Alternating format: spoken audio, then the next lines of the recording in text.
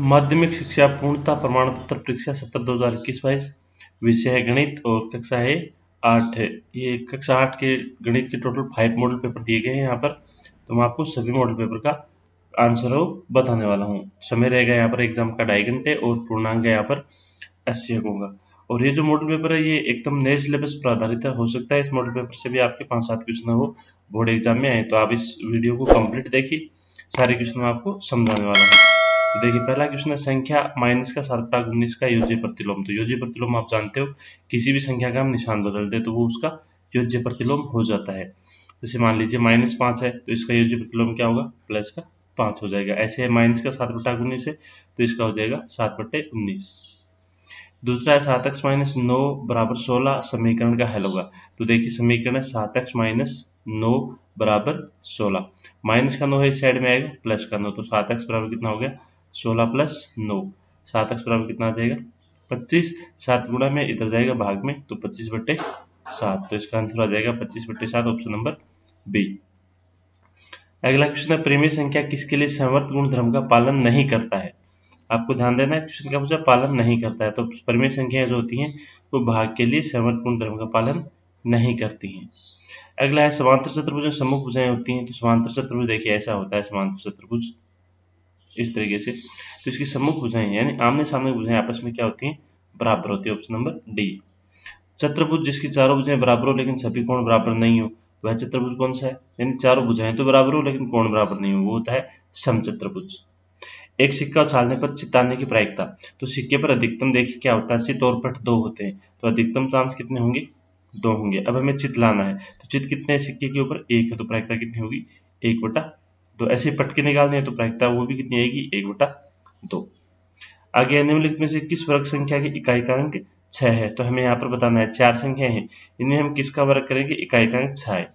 तो ये आपको 1 से लेकर 10 तक की तो कम से कम याद रखनी है। 2 का वर्ग क्या होता है 4, 4 का वर्ग क्या होता है 16।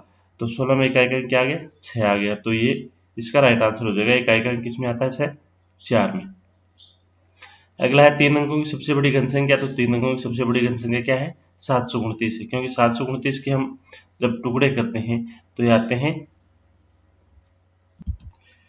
3 है वो 3 × 3 × 3 × 3 × 3 × 3, ये 6 बार है वो 3 का गुणा होगा। तो यहाँ पर देखिए जब समूह बनाते हैं 3 का समूह बनाते हैं ऐसे, और दोनों में से एक एक अक्षर लेंगे तो 3 × 3 9, यानी 9 का घन होता है 729।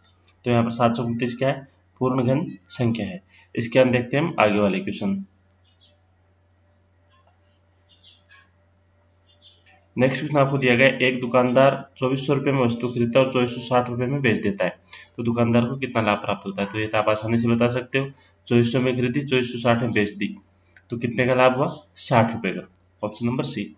संख्या 71 का वर्ग ज्ञात करो। तो वर्ग ज्ञात करना तो आपको 71 को 71 से क्या करना है गुणा कर देना है। तो गुणा करने पर कितना आएगा, यह आएगा आपका 1405,041, ऑप्शन नंबर बी। संख्या 3 की घात -2 का मान।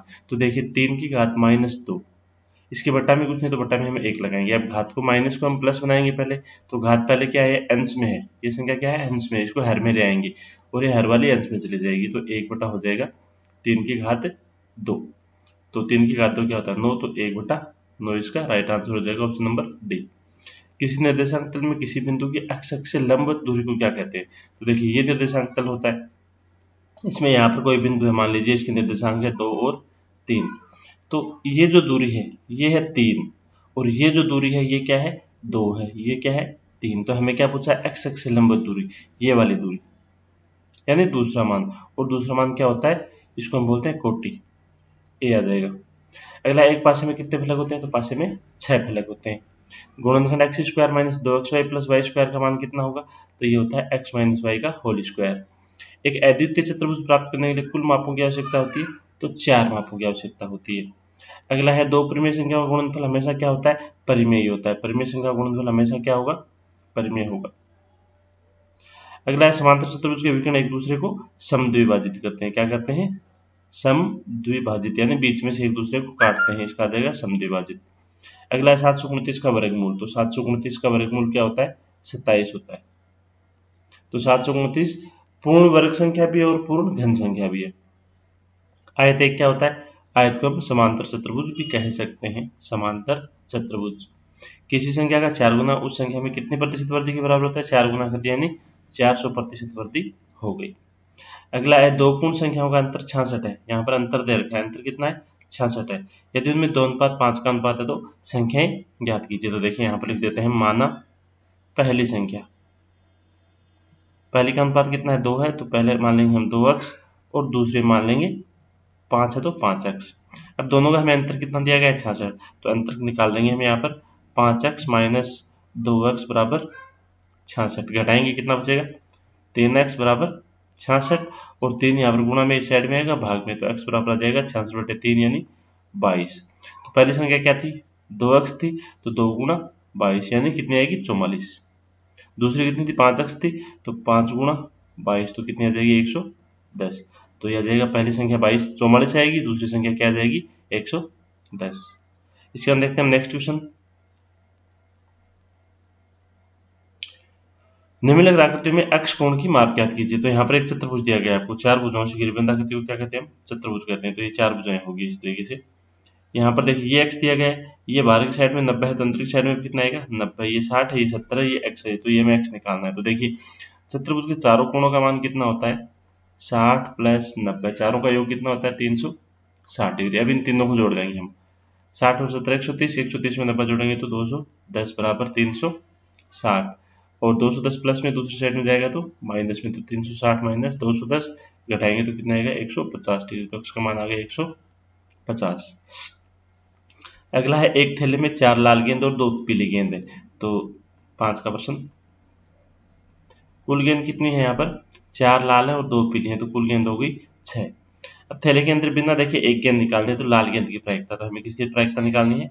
लाल गेंद की प्रायिकता, लाल गेंद की प्रायिकता। तो लाल गेंद है कितनी? प्रायिकता निकालने के लिए ये देखना है कि जिसकी हम प्रायिकता निकाल रहे हैं वो है कितनी। तो लाल गेंद कितनी है? यहाँ पर 4 है, तो 4 टोटल कितनी है? 6, तो 4/6 काट देंगे तो 2/3। तो प्रायिकता कितनी आ गई लाल गेंद की? 2/3। इसके अंदर चलते हैं हम आगे क्वेश्चन नंबर 6 में। संख्या 12 और 13 के वर्ग के बीच में कितनी संख्याएं हैं? तो आपको कोई भी दो क्रमागत संख्याएं दे रखी हैं, दो कोई भी क्रमागत, जैसे मान लो मैंने ले लिया 20 और 21, कोई भी दो क्रमागत संख्या, उनके बीच की आप इनका वर्ग करने पर कितनी आएंगी बीच में संख्याएं, तो ये निकालना है। तो इसका सीधा सा तरीका है, दोनों संख्याओं को जोड़ दो, कितना आएंगे? 41। देखिए मैं आपको बताता हूँ विथ प्रूफ। 20 का वर्ग करेंगे हम तो आएगा 400, 21 का वर्ग करेंगे तो कितना आएगा? 441। घटाएंगे 441 में से 400 घटाएंगे तो कितना बचेगा? 41। तो यहाँ पर आप सीधा जोड़ के भी कर सकते हो। तो यहाँ पर हमें पूछा 12 और 13 के वर्ग के बीच में कितनी संख्याएं आएंगी, तो 12 और 13 को हम जोड़ देंगे तो कितनी आ जाएंगी? 25।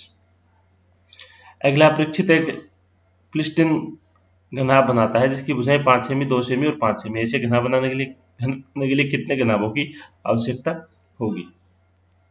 देखिए घनाभ है तो घनाभ का हम आयतन निकालेंगे। सबसे पहले आयतन क्या होता है? लंबाई गुना चौड़ाई गुना ऊंचाई। तो 5 गुना 2 गुना 5 कितना आ गया? 50। अब एक घनाभ का आयतन कितना आया? 50, और हमें घन बनाना है। तो घन में क्या होता है? हमेशा घन वो होता है, पूर्ण घन होता है। तो हम 50 के टुकड़े करते हैं वापस, तो 50 के टुकड़े ये आएंगे 5 गुना 2 गुना 2। अब हमें 5 को पूर्ण घन बनाना है, क्योंकि हम घनाभ से घन बना रहे हैं, तो 50 को हम क्या करेंगे?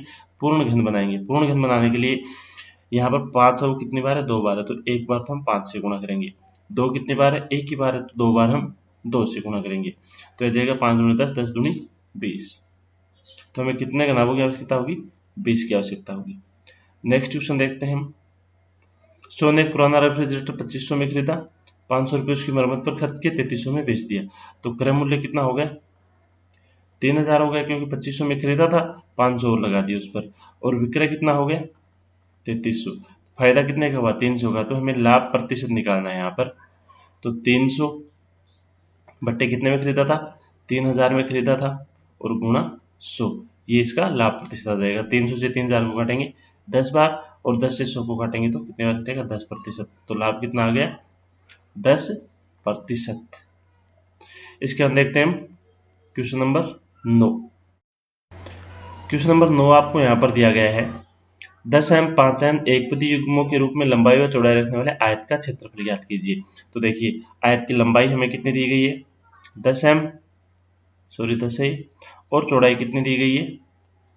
5n, इसका क्षेत्रफल हमें निकालना है। तो क्षेत्रफल आप जानते हो, आयत का क्षेत्रफल क्या होता है, लंबाई गुणा चौड़ाई। लंबाई और चौड़ाई को हम गुणा कर देंगे, तो 10m गुणा 5n, 10 को 5 से करेंगे 50 और m को n से करेंगे तो mn, और इसके आगे लगाएंगे हम वर्ग इकाई, क्योंकि क्षेत्रफल का जो होता है उसके आगे हम वर्ग इकाई जरूर लगाते हैं। इसका देखते हैं क्वेश्चन नंबर 10। m का मान ज्ञात कीजिए जिसके लिए m की घात 5 की घात m भाग 5 की घात -3 बराबर 5 की घात 5 हो। तो देखिए ये दिया हुआ है 5 की घात m भाग 5 की घात -3 बराबर 5 की घात 5। तो यहाँ पर हम सबसे पहले देखें तो इन दोनों संख्याओं का आधार समान है, बीच में भाग का निशान है, तो घातों को हम क्या करते हैं, घटाते हैं। तो 5 की घात m घटाएंगे -3 बराबर 5 की घात 5। दिस इम्प्लाइज 5 की घात ये कितना हो गया, m+3 हो गया बराबर 5 की घात 5 हो गया। यहाँ पर आधार समान है और बीच में बराबर का निशान है, तो घातें भी क्या आएंगी, समान आएंगी। तो हम लिखेंगे m+3 बराबर 5, प्लस का 3 इस साइड में जाएगा, माइनस का 3, तो m बराबर क्या जाएगा, 5 - 3 घटाएंगे तो कितना आएगा, 2। अगला है निम्न कथनों के लिए कौन सा सत्य और असत्य है ज्ञात कीजिए। मूल बिंदु के निर्देशांक 0 0 है, तो ये कथन क्या है, सत्य है। देखिए मूल बिंदु ये होता है दो, जब हम आलेख खींचते हैं तो बीच वाला सेंटर जो होता है इस तरीके से, ये बिंदु हमेशा क्या होता है, मूल बिंदु होता है। इसके निर्देशांक क्या होते हैं, 0 और 0। अगला है बिंदु -1 और 4 में भुज का मान -1 है और कोटि का मान 4 होता है। अभी आपको पहले क्वेश्चन में मैंने बताया था, पहला जो मान होता है उसको भुज बोलते हैं और दूसरे मान को हम क्या बोलते हैं, कोटि बोलते हैं। ऐसे समझो, x का जो मान है उसको भुज बोला जाता है और y अक्ष का मान है उसको हम कोटि बोलते हैं। तो ये भी क्या है, सही है। अगला 31Z5 3 का एक गुणज है। देखिए 31Z5 3 का गुणज यानी 3 से विभाजित हो रहा है। तो z के स्थान पर क्या क्या हो सकता है, तो z 3 की विभाजकता का नियम क्या होता है, हम सारी संख्या के अंकों को जोड़ते हैं, 5 3 8 और 1 9। इसका मान कितना आ गया, 9 + z, क्योंकि z के बारे में हमें नहीं पता क्या संख्या है, इसके आगे लिखेंगे 3 का गुणज है। अब 3 का गुणज क्या होता है, अगर 9 है ये 3 का गुणज है तो यहाँ पर 0 आ जाए तो ये 3 का गुणज हो जाएगा, तो z बराबर 0 भी आ सकता है, क्योंकि 3 का भाग तभी जाता है जब संख्या को जोड़ने पर हमें पास जो संख्या आती है उसमें 3 का भाग जाता हो। तो यहाँ पर अगर 0 रखते हैं तो 9 ही आएगा, 9 में 3 का भाग जाता है तो यहाँ पर 0 आ जाएगा। z के अलावा 0 के अलावा यहाँ पर हम 3 रखें तो 9 और 3 कितना हो गया, 12, 12 में भी 3 का भाग जाता है। z की जगह हम 6 रखें, 9 6 15, 15 में भी 3 का भाग जाता है। z की जगह हम 9 रखें, 9 9 18, 18 में भी 3 का भाग जाता है। तो z की जगह ये संख्या आ सकते हैं 0 3 6 और 9। इसके बाद देखते हैं हम नेक्स्ट क्वेश्चन, दिए गए दंडालेख में किसी शहर की स्वच्छता अभियान के बारे में विभिन्न मदों में खर्च की गई राशि को दर्शाया गया है। सबसे कम राशि कौन से मद में व्यय की गई है और वाहन को क्रय करने में कितनी राशि व्यय की गई है। तो आप ये दोनों प्रश्न देख सकते हैं इस ग्राफ में। सबसे कम राशि, तो इस साइड में आपको राशि दी गई है और नीचे की साइड में आपको मद दिए गए हैं। तो सबसे कम राशि कौन से मद में व्यय की गई है, सबसे कम राशि है वो शुद्ध पीने योग्य पानी में की गई है, लगभग 22.5 लाख के आसपास। तो इसका आंसर हो जाएगा कौन से मद में, तो शुद्ध पीने योग्य पानी में। और कितनी की गई है, तो ये देखिए 20 और 25 के बीच में, तो 22.5 लाख इसका आंसर हो जाएगा। अगला है वाहन को क्रय करने में कितनी राशि व्यय की गई, तो वाहन को क्रय करने में, वाहन यहाँ पर क्रय किए गए, यहाँ तक है ये, तो कितनी है 45, यानी ये राशि लाख में दी गई है, तो इसका आंसर हो जाएगा 45 लाख। इसके अंदर देखते हैं हम नेक्स्ट क्वेश्चन, क्वेश्चन नंबर 14।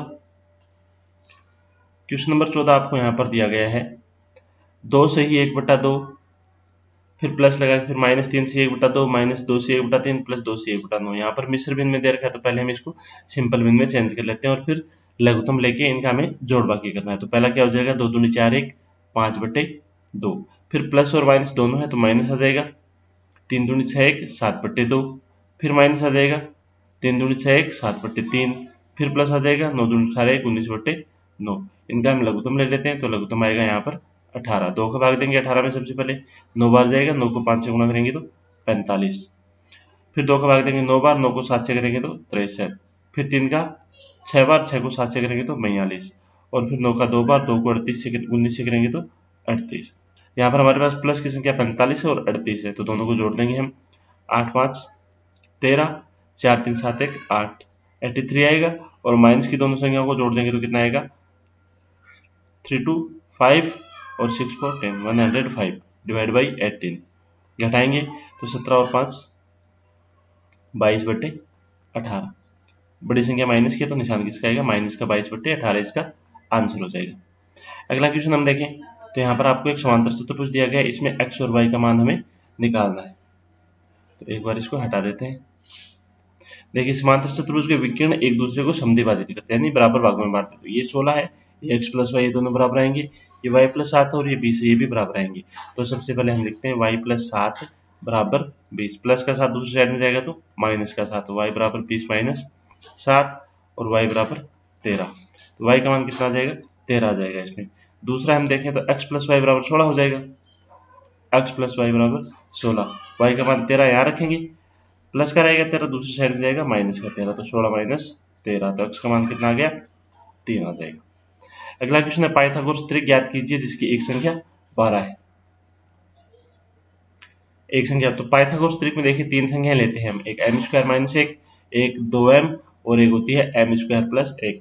आपको जो भी संख्या दी गई, अगर ये सम संख्या है तो इसको आपको बीच वाली संख्या मानना है, अगर विषम संख्या है तो हम पहली या तीसरी मान के इसको सोल्व करेंगे। तो हमें सम संख्या दी गई है तो इसको हम बीच वाली संख्या मानेंगे।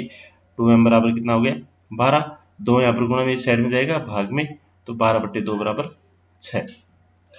m का मान कितना आ गया, 6। तो हम लिखेंगे पहली संख्या, पहले क्या थी, m² माइनस 1 है, तो 6 का स्क्वायर माइनस 1, 6 का स्क्वायर क्या आता है 36, माइनस 1 बराबर 35। तो पहली संख्या कितनी आ गई, 35। दूसरी हमारे पास आए रखी है, दूसरी को हमने क्या माना है, 12 है, तो 12 हो जाएगी। और तीसरी क्या है, m² प्लस 1, m कितना अच्छा है, 6 का स्क्वायर प्लस 1 यानी 36, 36 प्लस 1 कितना हो गया, 37। तो हमारे पास 3 संख्या आ जाएंगी, 35 पहली संख्या, दूसरी संख्या 12, तीसरी संख्या 37। तो इस प्रश्न को हम इस तरीके से करेंगे। अगला क्वेश्चन हम देखते हैं, सरल कीजिए। तो क्वेश्चन नंबर 17 से लेकर और आगे वाले जो भी क्वेश्चन है सारे के सारे वो मैं आपको नेक्स्ट वीडियो में बता दूंगा, इसका पार्ट 2 भी रिलीज हो जाएगा। और आगे वाले जो मॉडल पेपर है वो भी मैं आपको कंप्लीट सॉल्व कराने वाला हूँ इस चैनल के माध्यम से। तो आप चैनल को सब्सक्राइब कर लीजिए, बेल आइकन प्रेस कर लीजिए, ताकि आपको जब भी मैं वीडियो अपलोड करूँ तो सबसे पहले नोटिफिकेशन आपको पहुँच जाए। और हाँ, वीडियो को लाइक और शेयर करना ना भूलें। अगर कोई क्वेश्चन समझ में नहीं आता तो आप कमेंट करके ज़रूर बताएं। धन्यवाद।